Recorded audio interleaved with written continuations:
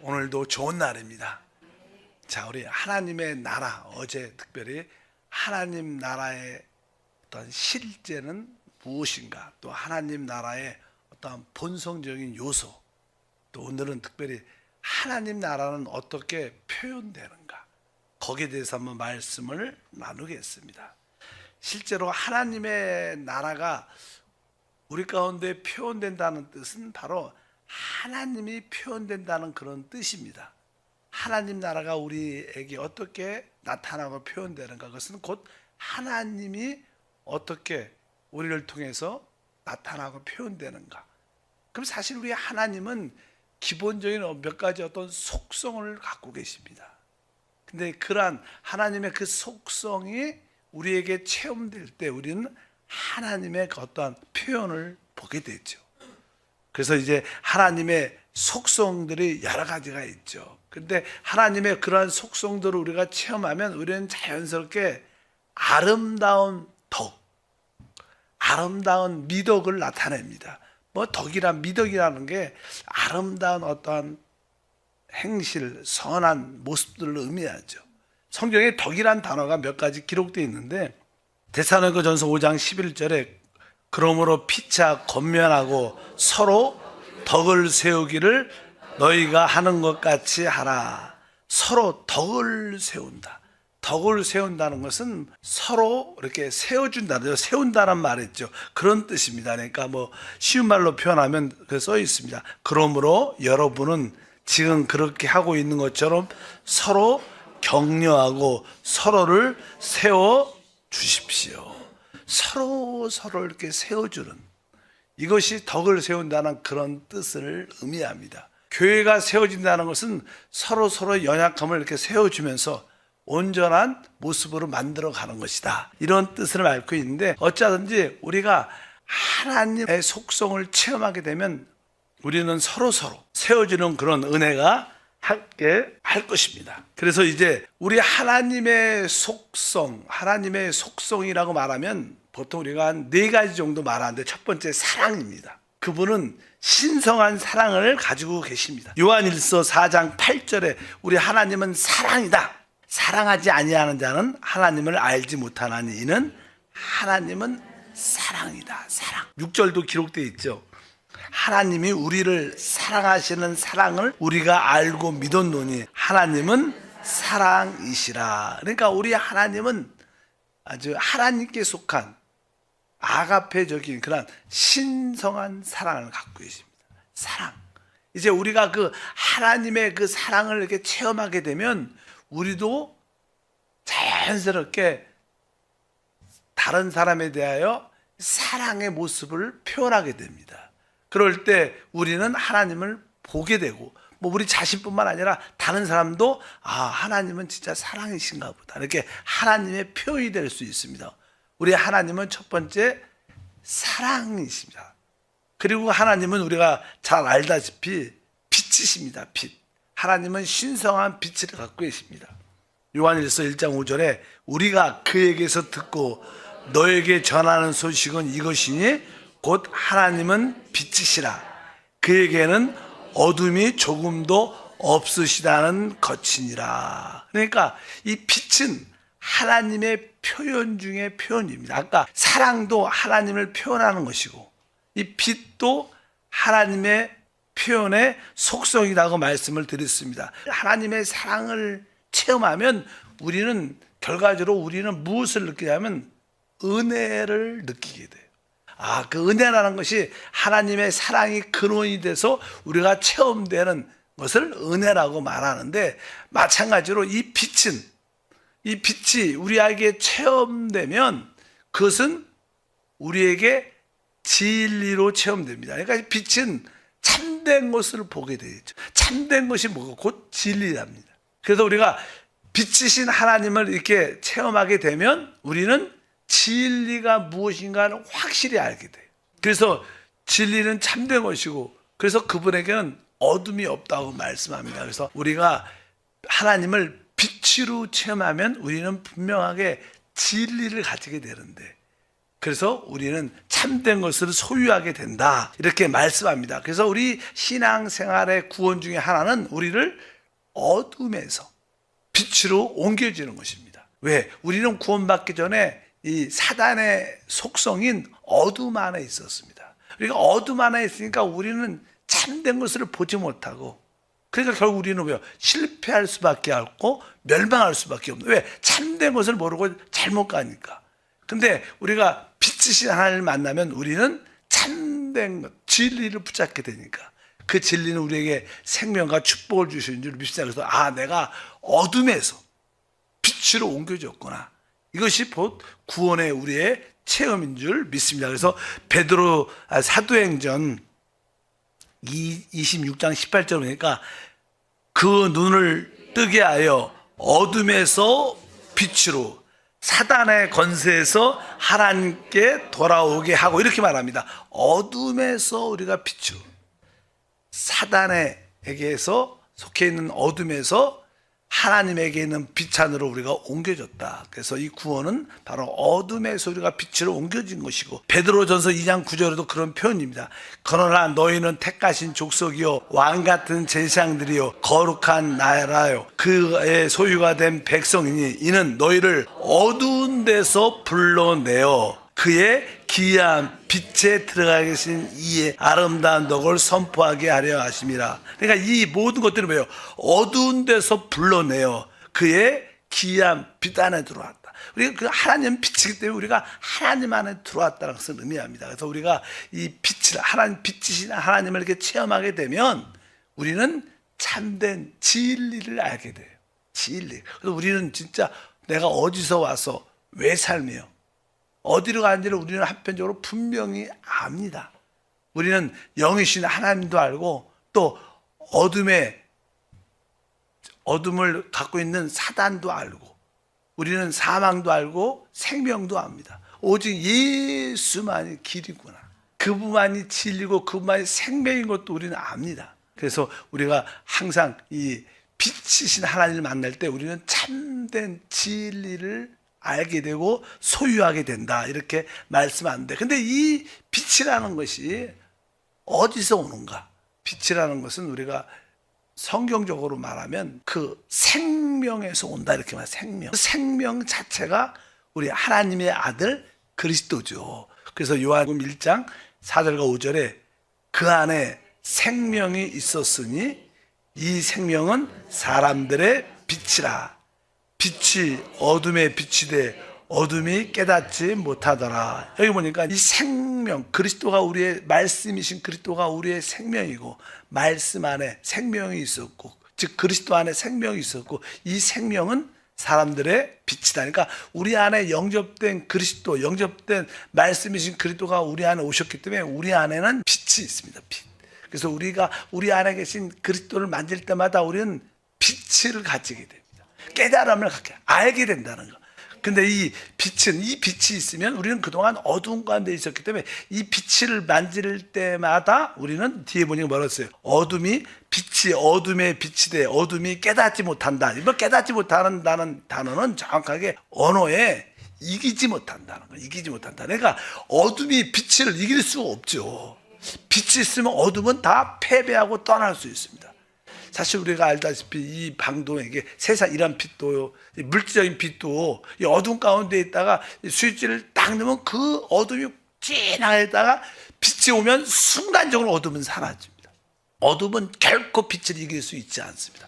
그래서 빛이 있는 곳에 항상 어둠이 떠나가게 돼 있다. 그래서 우리 안에는 늘 어둠 가운데 있죠. 분명히 알지 못하는데, 그러나 이 생명이신 우리 내적인 그리스도를 이렇게 만지게 되면 우리는 빛을 가지게 됩니다. 그분을 만질 때 우리는 빛을 얻는 것이고, 그럴 때 내 안에 어둠이 떠나가면서 모든 거에 분명해지고 자유해지고 기뻐하는 거예요. 그래서 여러분들이 내적으로 하나님의 그 생명이신 그리스도를 깨닫고 체험할 때마다 우리에는 뭐예요? 자유와 축복과 모든 혼돈에서 이기는 역사가 함께한다. 그래서 우리 하나님은 한편적으로 또 빛이시다, 이렇게도 말씀을 합니다. 또 우리 하나님의 속성은 거룩함이죠. 거룩함. 그분은 거룩하십니다. 거룩이란 뜻은 일반적인 것들과 확실하게 분별된 것을 말합니다. 하나님께 속한 모든 것은 다른 모든 것과의 분별된 무엇이가 있어요. 그분은 거룩한 분별된 겁니다. 하나님만이 분별된 분이십니다. 그러나 이 세상은 그렇지 않죠. 그러니까 우리가 하나님은 우리에게 이 거룩함, 우리가 그분의 하나님을 만나게 되면 그분의 속성이 거룩함을 얻게 돼서 우리도 이제 하나님께 속하지 않은 것들로부터 우리가 구별된 생활을 보게 돼요. 그동안 뭐 좋은 게 다 좋은 거였는데 이제 거룩하신 하나님을 내적으로 체험하면 좋은 게 아니고 하나님께 속한 것만 좋은 거예요. 인간의 눈에 봐서 좋은 게 아닙니다. 세상에 좋은 것도 많죠. 선한 것도 많습니다. 남들이 볼 때 괜찮은 것도 많습니다. 그러나 우리 눈에 좋은 게 아니라 하나님께 속한 것만 거룩한 거구나. 그래서 우리가 알게 되기 때문에 주님은 우리에게 말하죠. 베드로전서 1장 15절과 16절에 오직 너희를 부르신 거룩한 이처럼 너희도 모든 행실에 거룩한 자가 되라. 기록되었으되 내가 거룩하니 너희도 거룩할지어다 하셨느니라. 그러니까 이러한 주님이 나는 거룩하니까 너희도 거룩하라. 그래서 우리의 행위가 뭐 이렇게 깨끗해지고 이러한 노력적인 문제가 아니라 바로 거룩 자체이신 그 하나님을 만나야 우리가 그분에 속해 있을 때만 우리도 거룩해지는 것이죠. 그러니까 거룩하다는 뜻은 바로 거룩의 실제이신 그리스도만, 거룩의 실제이신 성령만을 붙잡았다는 거예요. 사실 우리 주님은 아버지께서 우리를 거룩하게 하려고 우리를 택하셨고 우리를 거듭나게 하셨고 그 아들은 모든 헛된 행실에서 그분의 피로 우리를 구속하심으로 거룩하게 하셨고 이제 성령은 하나님께 속한 것만을 우리에게 갖도록 역사하시는 분이에요. 그러니까 우리 성령이죠. 성령이라는 것은 바로 하나님께 속한 것만 우리에게 체험케 하시는 분. 그러니까 우리는 거룩해질 수밖에 없는 겁니다. 그래서 하나님의 속성이 거룩이구나. 우리가 우리 삶 가운데 하나님께 속한 것만 만질 때 다른 사람들은 우리를 하나님의 표현으로 볼 수 있다. 이렇게도 말씀을 드릴 수 있고요. 또 하나는 이제 하나님은 의라는 하나님의 의를 가지고 있습니다. 우리 하나님은 의로우시다고 말씀합니다. 이 여기서 말하는 의는 그분이 내적인 의를 의미도 하지만 한편 그분이 행하시는 모든 것은 공의롭다는 거예요. 그분이 행하시는 모든 일은 다 의로우십니다. 우리가 그렇게 보이지 않을지라도 하나님의 자체가 의이기 때문에 그래서 하나님의 모든 보좌는 의로 기초가 되어 있다. 그러니까 그분이 행하는 모든 기본적인 원칙은 의에 따른 사랑도 있는 거예요. 의에 따른 거룩함도 있는 겁니다. 그러니까 의가 기초이기 때문에 의가 없는 사랑은 하나님의 사랑이 아닙니다. 의가 없는 거룩함은 경건의 외적인 그런 모습은 진정한 어떤 거룩함이 아니라는 겁니다. 어쩌든지 하나님은 의시다 이렇게 말씀하기 때문에 특별히 요한일서 2장 29절에 말합니다. 너희가 그가 의로우신 줄 알면 의를 행하는 자마다 그에게서 난 줄 알리라 이렇게 말씀합니다. 사실 그래서 우리 사람은 의를 가질 수가 없죠. 의의 참된 실제는 하나님이자 그 아들 예수 그리스도십니다. 그래서 우리가 하나님의 의이신 우리의 의이신 예수 그리스도만을 붙잡을 때 우리도 그러한 의에 도달할 수 있습니다. 인간의 노력과 수고와 열심히 착함이 절대로 의가 될 수 있지 않고 오직 의는 하나님의 아들 그리스도만이 우리의 의가 돼서 그 의가 하나님의 의를 갖게 하는 축복과 은혜가 함께할 줄 믿습니다. 그래서 보통 하나님의 속성하면 이러한 네 가지를 말하죠. 아까 말한 것처럼 사랑, 하나님은 빛이다, 하나님은 의시다 이렇게 말씀하고 또 하나님은 거룩합니다 이렇게 말씀을 합니다. 그러니까 보통 우리가 십계명을 말할 때는 하나님의 어떠한 속성을 보여줘요 우리에게. 그러니까 십계명의 시대적인 그 내용은 무엇으로 구성되어 있냐면 하나님의 사랑으로, 하나님의 빛으로, 하나님의 거룩함과 하나님의 의를 보여주는 내용이 십계명입니다. 십계명. 그러니까 십계명을 보게 되면 하나님의 사랑을 볼 수 있고 거룩함과 의와 빛이신 하나님을 우리가 볼 수 있다. 그래서 우리가 하나님을 만나려면 이러한 네 가지 요소가 우리 안에 충만돼야 되는데, 이 네 가지 요소의 실제는 예수 그리스도이신 줄 믿습니다. 그래서 우리가 하나님을 표현한다는 것은 하나님의 속성을 우리가 체험한다는 겁니다. 이러한 하나님의 속성을 체험하면 바로 하나님이 우리를 통하여 이렇게 표현되고 나타난다. 그래서 여러분에게 항상 그 신성한 사랑, 신성한 거룩함, 신성한 빛, 신성한 의를 늘 체험하고 누리기를 축복합니다. 그럴 때 하나님이 우리를 통하여 나타내진다, 이렇게 보여진다, 이렇게 표현할 수 있습니다. 두 번째로, 하나님은 어떻게 우리에게서 보여주는가? 우리 주님은 사실 이 땅에 오셨을 때 사람으로 오셨습니다. 사람으로. 그래서 이제 사람에게는 인간의 그 어떤 미덕이 있어요. 아름다운 덕이, 좋은 모습이 있죠. 인간의 그 아름다운 미덕을 통해서 하나님이 이렇게 표현될 수 있다는 거예요. 그래서 아까 말씀드린 것처럼 그건 아까 하나님에 속한 속성, 하나님이 빛이시니까, 하나님이 사랑이니까 사랑을 통해서 하나님이 표현되는 것처럼 인간에게는 인간의 어떤 아름다운 덕들이 있는데, 인간의 아름다운 덕의 요소는 여러 가지가 있습니다. 근데 그 인간의 아름다운 덕이 무엇일까? 사실 인간의 아름다운 덕은요, 우리에게는 이렇게 아까 의에게인데, 의를 추구하는 마음을 갖게 되는 게 사실입니다. 원래 참된 인간은 의를 추구하게 돼 있어요. 다들 의로운 걸 좋아하잖아요. 우리 공직자들이, 유정자들이 다 의로웠으면 좋겠다. 모든 지도자들이, 인도자들이 의로웠으면 좋겠다. 왜? 사람은 의를 추구하는 그런 모습을 다 갖게 됩니다. 그래서 실제로 아까 마태복음 5장 6절에 이렇게 말씀합니다. 의에 줄이고 목마른 자는 복이 있나니 그들이 배부를 거침이요. 여기가, 그러니까 우리 생활 속에 의가 있을 때 사실 하나님이 표현되고 보여지는 겁니다. 그래서 우리의 생활에 의로움을 갖는 건 참 중요하죠. 근데 그냥 여기 보니까 의에 줄이고 목마른 자가 된다.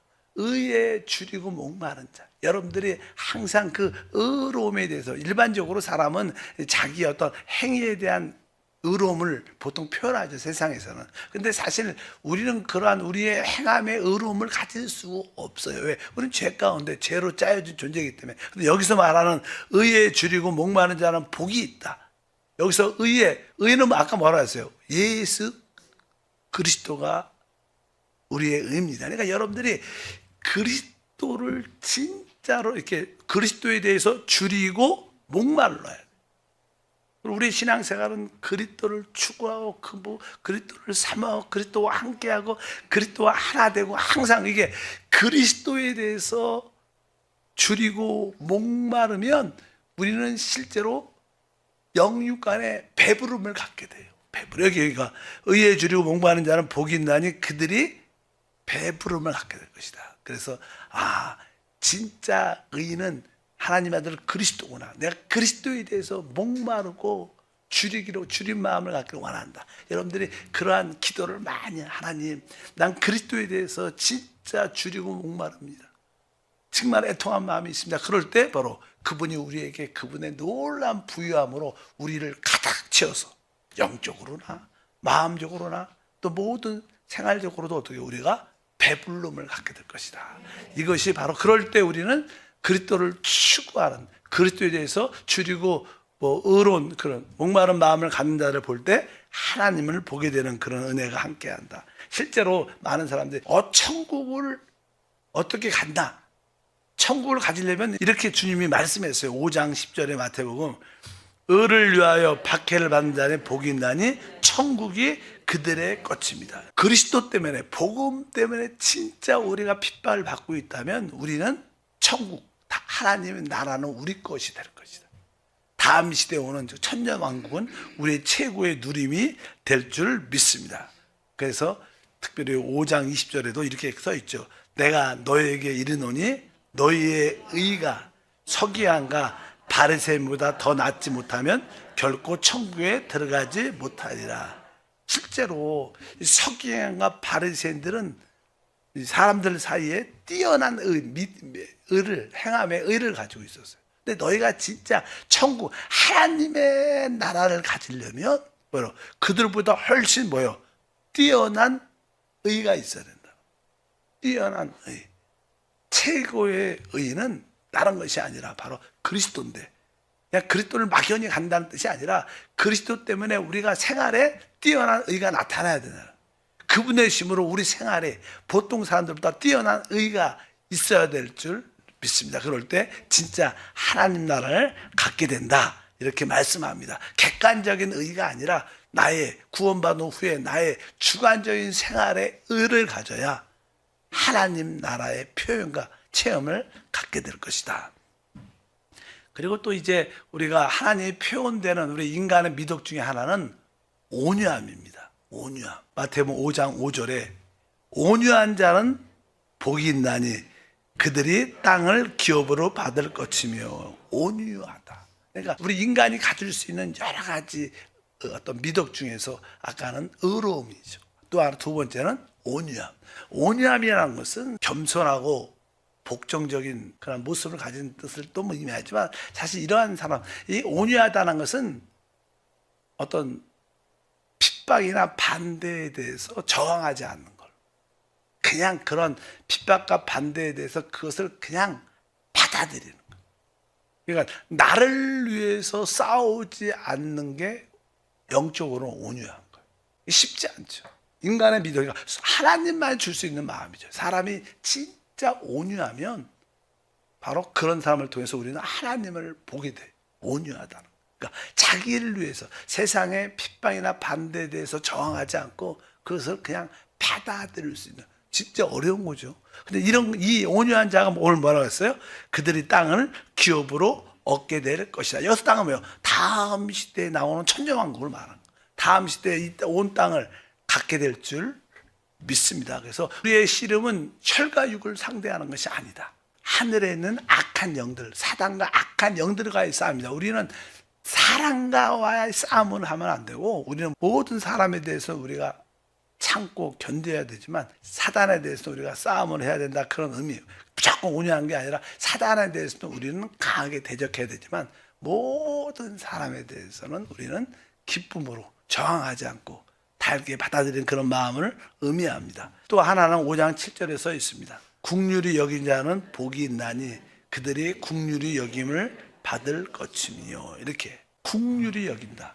보통 아까 우리가 의로운 생활을 한다, 의를 간다는 것은 내가 그 사람이 해준 만큼 해주는 것을 의라고 말할 수 있죠. 그분이 나한테 이만큼 베풀었으면 나도 베풀어, 뭐 그런 뜻이에요. 그게 어떤 의는 눈은 눈으로, 이는 이로, 막 그런 말이 많았어요. 근데 긍휼이라는 것은 훨씬 더 많은 것을, 그가 나에게 악한 것을 했지만 그거에 대해서 더 넘치게 그것을 품는 것을 말합니다. 긍휼, 베풀어 주는 거죠. 우리가 그 사람의 어떤 잘못된 것을 넘어서 그것을 품을 수, 우리 하나님은 긍휼이 있으시죠. 그분은 우리를 사랑도 하시지만 그분은 우리를 긍휼히 여긴다.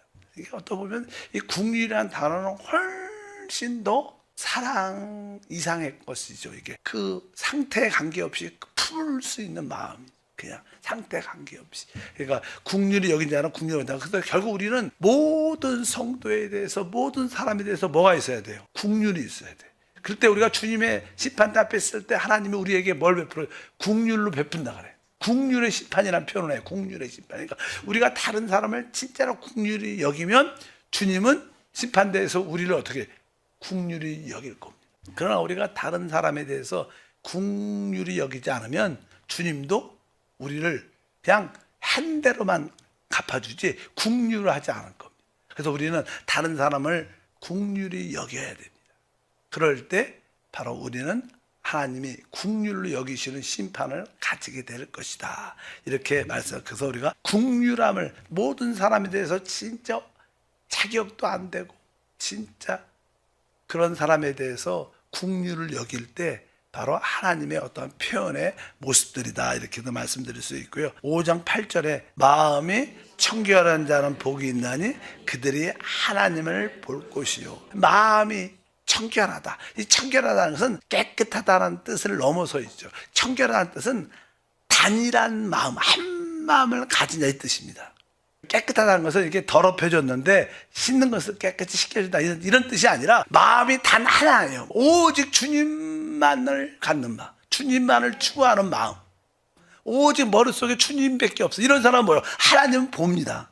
우리가 이런 마음, 여러 가지 마음은 순수한 마음도 많이 가질 수 있겠지만 여기서 말하는 단일한 마음, 순수한 마음, 오직 하나님에 대한 마음으로 가득한 자는 그런 하나님을 보는 축복을 갖게 될 것이다. 그래서 우리가 많은 사람들이 왜 하나님을 못 볼까? 그것은 이유는 그들이 청결, 단일하지 않다. 그들의 마음에 뭐 여러 가지를 가지고 있어요. 나쁜 걸 가지고 있다는 뜻이 아니라 좋은 것도 많이 가지고 있을 때 그것은 하나님 볼 때 단일하지 않은 거죠. 하나님에 대한 단일한 마음을 우리가 가질 때 우리는 하나님의 봅니다. 우리의 최고의 상, 보상은 무엇인가? 우리의 최고의 보상은 하나님입니다. 집도 아니고 돈도 아니고 자식도 아니고 어떤 지연 세상 대통령 된 것도 최고의, 진짜 최고의 우리의 보상은 하나님인데 그 하나님을 보는 최고의 길은 우리가 단일한 마음, 단일한 마음, 주님에 대해, 하나님에 대해서 오직 그 단일한 마음을 갖는 사람이 진짜 하나님을 보상으로 얻게 될 것이다. 9절도 있네요. 9절. 화평케 하는 자는 복이 있다. 그들이 하나님의 아들이라 일컬음을 받을 것이다. 화평케 한다. 그러니까 모든 사람과의 관계에서 화평하도록 우리는 살아야 됩니다. 진짜 어딜 가도 화평하고 평화, 하나됨을 만들어내는 자들은 곧 하나님의 모습이 나타나는 생활인 줄 믿습니다. 하나님 다시 한번 하나님의 속성과 사람의 미덕 안에서 하나님이 보여지도록 우리의 교회 생활이 믿음의 생활이 되게 하옵소서. 우리를 통하여 하나님이 표현되기를 원합니다. 나타나기를 원합니다. 많은 자들이 우리의 모습을 통하여 하나님을 볼 수 있도록 하나님의 속성을 만지며 사람의 그 미덕으로 주를 섬기게 하옵소서. 예수 이름으로 기도합니다. 아멘.